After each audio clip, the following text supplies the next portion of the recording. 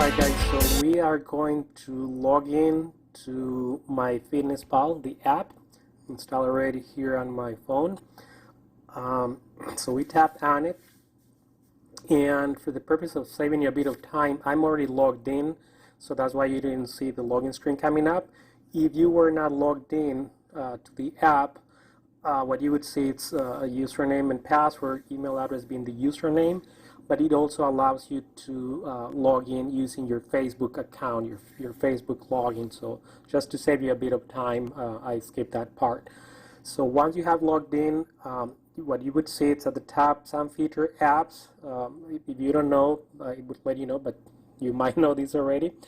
MyFitnessPal, it's owned by Under Armour. It has been for, I would say, at least 7 years, give or take, 6-7 years.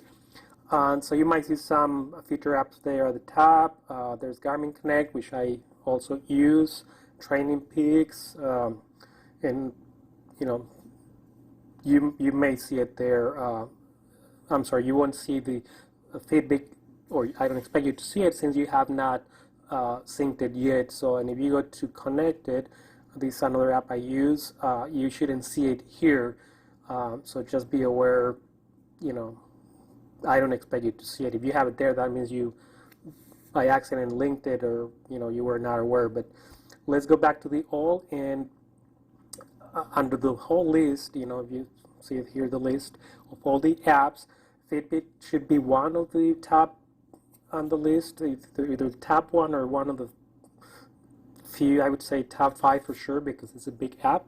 So we're going to tap on it, and we are going to connect. Hit the connect button there, or just tap on it, and I would ask you for permissions to give Fitbit the ability to access all these features. For, again, the purpose of not making this video super long, I'm going to allow all the options, the weight, the sleep profile, and so forth, activity and exercise, but you can always customize this later on. So for now, I'm going to allow all. Hit the allow button there, and you get a congratulations message, right? This is assuming everything that you went through, credentials, everything is good, and your device is up and running, charged and everything.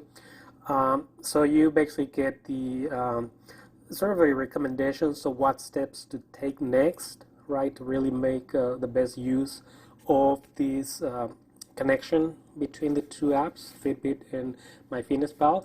So obviously the log foods and exercise only on MyFitnessPal. If you don't have any third party that including MyFitnessPal, that allows you to enter food, then you can obviously select that option, or be aware that in my opinion, it's best to have one single point to do the login of the food, right? But don't worry about it right now. There's all kind of settings on the third parties, including Fitbit, and you can always change that later. So you can just read through these, record start times for all cardio exercises. So again, we're not going to go through all these. It's just a quick FYI, the items that you want to be aware of, what would be the capabilities. And the last option is basically giving you the chance or the option to join a Fitbit users group on MyFitnessPal. We are going to skip that for now also. And what I expect to see, so that to get started, we're not going to do it right now. If you want to read, I actually recommend that you read the whole page once you have the time, including the last part, which is very important. Says how is the Fitbit adjustment calculated, and it just basically explains if you were to use a Fitbit and MyFitnessPal, that you can do a reversed adjustment. Again, that's something that I have touched a bit on a previous video. You can watch it, but again, I don't want to bore you with all these details, but it is important that you read through it when you have the time to know, what you can expect and options that you have available to you. You would decide to do any of the overriding or reverse adjustment of the calories. So that should do it. the way you can tell, if I go to my home in this case, just to confirm that the app is up and running as far as the connection. It takes a moment, and this screen looks a bit small, so I don't know if you guys can actually see it. But I did enter some food earlier. I still have to finish this up, but again, we were just making the connection.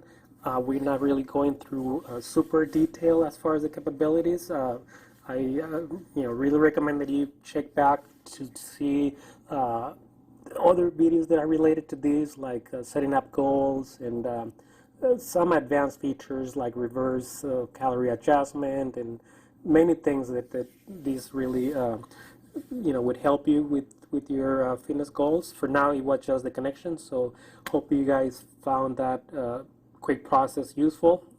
Only thing I want to make you aware of is if you find that it's connected, if the app is already connected at the login screen, make sure you disconnect that if you're having trouble either on the regular website on a computer or like a tablet or even the mobile site. But I find that it's a lot more useful doing it or doing this on the regular computer for disconnecting if you're having trouble and it's not working and you want to disconnect and then reconnect. Just be aware of that.